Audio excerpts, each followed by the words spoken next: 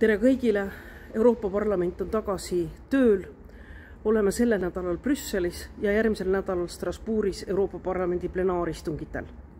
Aasta algas kurvalt. Saime paar päeva tagasi teada, et ootamatult suri Euroopa Parlamendi president David Sassoli, Itaaliast valitud sotsiaaldemokraat, kes oli meile hea kolleeg üle 2 aasta.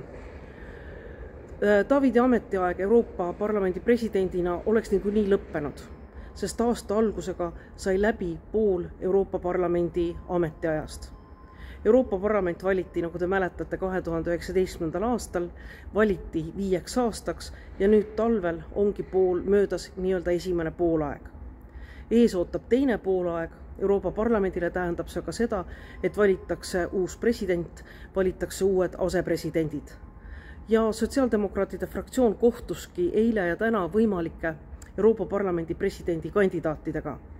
Poliitiline kokkulepe on, et selle koha saab täita Euroopa Parlamendi teisel poolajal Rahvapartei ja võib-olla kõige mõjukam ja kõige mõjusam oligi Rahvapartei kandidaat Roberto Metsola.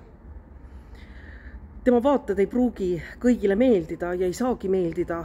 Tegemist on poliitikuga, kes kuulub teise poliitilisse fraktsiooni, näiteks kui mina, ja ka meie jutuajamisel täna esitati küsimusi, mis on kriitilised Roberta suhtumisest abortidesse, energeetikasse, kliimaküsimustesse, sotsiaalsesse võrdsusesse, abistamisesse, toetustesse.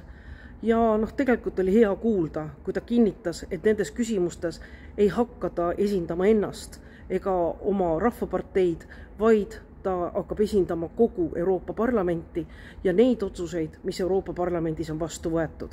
Nii et loodame, et nii see ka läheb. Järgmisel nädalal on valimised, suure tõenäosusega ta valitakse ära. Küsimus on, kui palju hääli ta saab ja millistest fraktsioonidest ta need hääled saab. Algas ka Prantsuse eesistumine, mille üheks suureks teemaks on tuleviku Euroopa.